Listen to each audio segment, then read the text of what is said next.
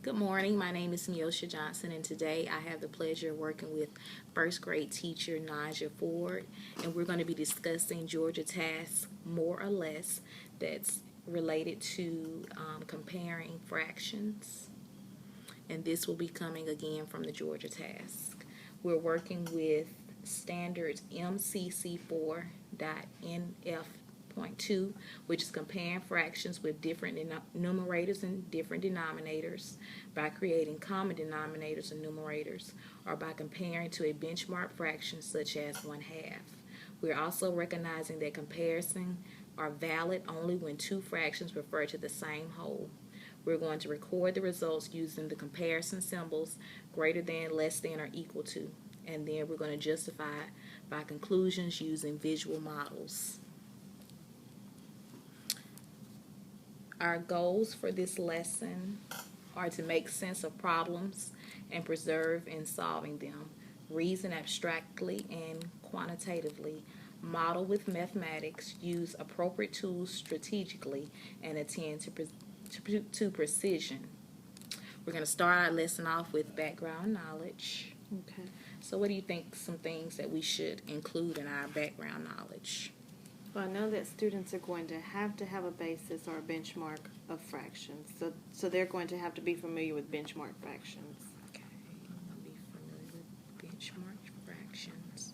And also we need to make sure that they know what a numerator is, what a denominator is, what fractions are, kind of refresh their memory from third grade that the denominator is the whole part and the numerator is what's shaded. Okay.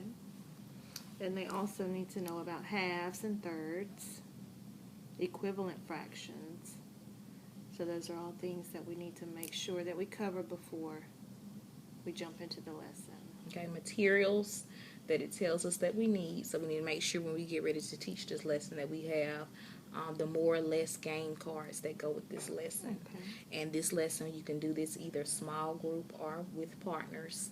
I'm going to do it first in small group, and maybe the next time that I do this game, I'll do it with partners. Why would you do it that way first? Small group, I can kind of introduce it better to the whole group first in a smaller setting, and then once I feel like they understand it a little bit more, then I can let them work with partners. Okay. Let's see what else we're going to discuss.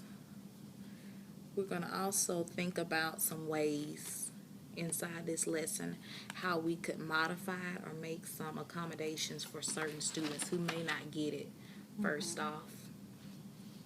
Maybe we could use some visuals. Okay. Maybe use some visuals like the fraction bars. We also could use a number line to help them with that as far as modifications and accommodations. Okay.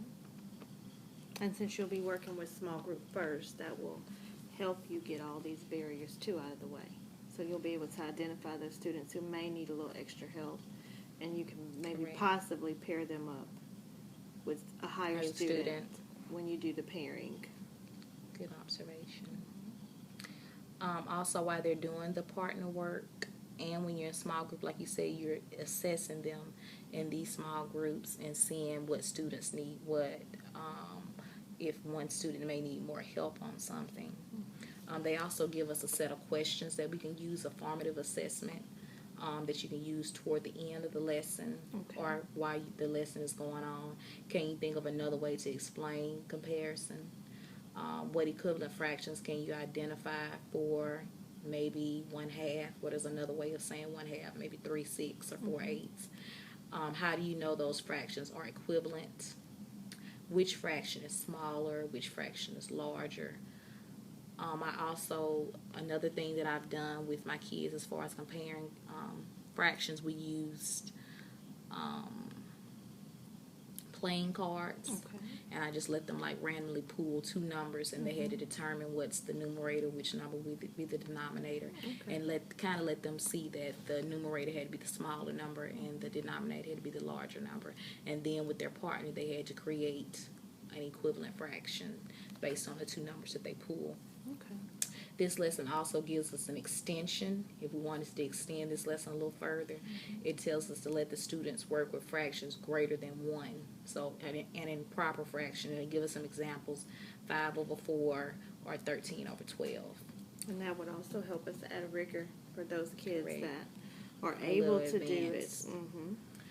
It also gives us an intervention component where it tells us, like we said earlier, allow the students to use manipulatives to compare the fractions, and also encourages students to use the number line to compare fractions. Another thing that's really good about this lesson, it gives us a technology component, 2 technology websites that we can use to also further explain the lesson. A lot of these technology components, you can use them in the beginning to open up the lesson, or you can use it in the end, kind of like an exit slip to Like end the lesson, closure. Let's see, anything else? These here are the fraction cards that they're talking about to use, so you would have to run these off prior to the lesson and kind of have them set up for the students to use. And I think that's about it. Any questions you have that you think would be more helpful, or I can be helpful in helping you teach this lesson? I guess just trying to get the kids to understand why it's relevant. Why is it important that they know fractions? Another thing that I've used to help them with relevance, I always talk about pizza or pies, and that always gets their attention.